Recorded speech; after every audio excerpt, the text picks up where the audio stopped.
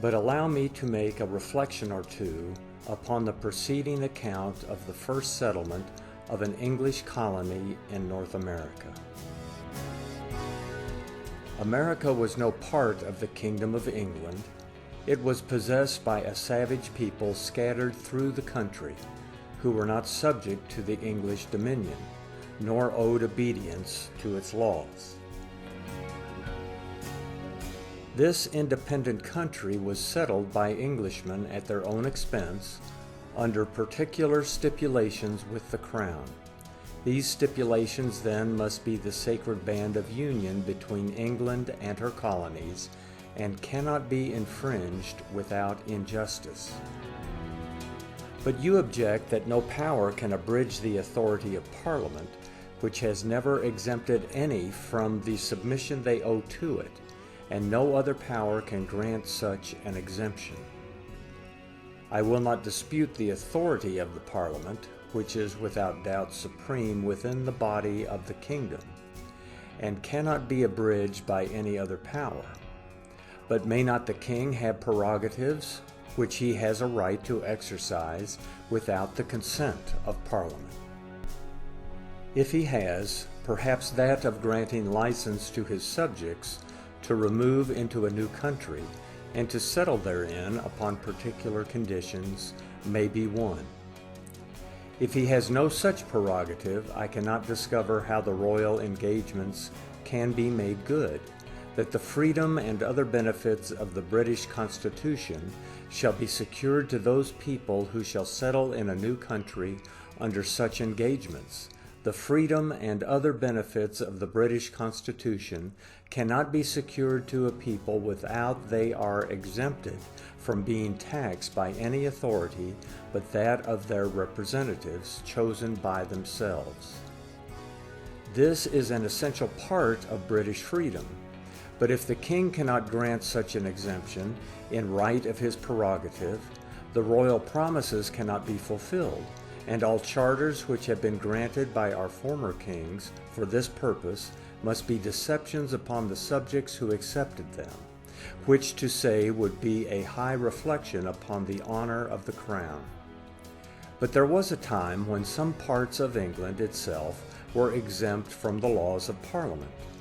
The inhabitants of the county palatine of Chester were not subject to such laws ab antiquo,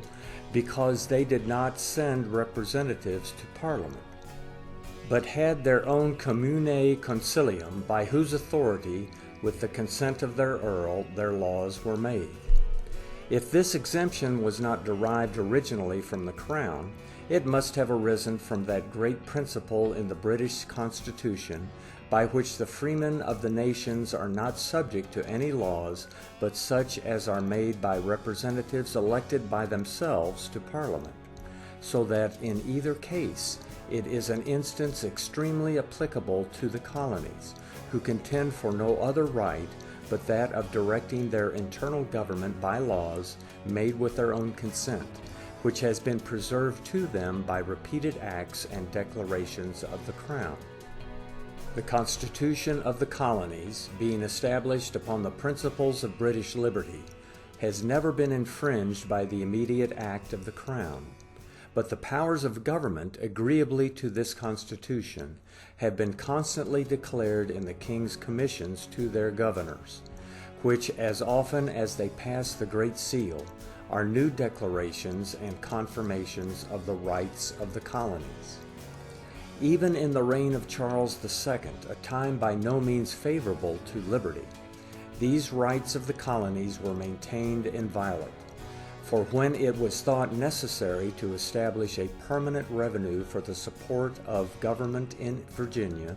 the king did not apply to the English Parliament, but to the General Assembly, and sent over an act, under the Great Seal of England, by which it was enacted by the King's most excellent Majesty, by and with the consent of the General Assembly, that 2 shillings per hogshead upon all tobacco exported, 1 shilling and 3 pence per ton upon shipping, and 6 pence per pole for every person imported, not being actually a mariner in pay, were to be paid forever as a revenue for the support of the government in the colony. I have taken notice of this act not only because it shows the proper fountain from whence all supplies to be raised in the colonies ought to flow, but also as it affords an instance that royalty itself did not disdain formerly to be named as a part of the legislature of the colony, though now to serve a purpose destructive of their rights and to introduce principles of despotism unknown to a free constitution, the legislature of the colonies are degraded even below the corporation of a petty borough in England.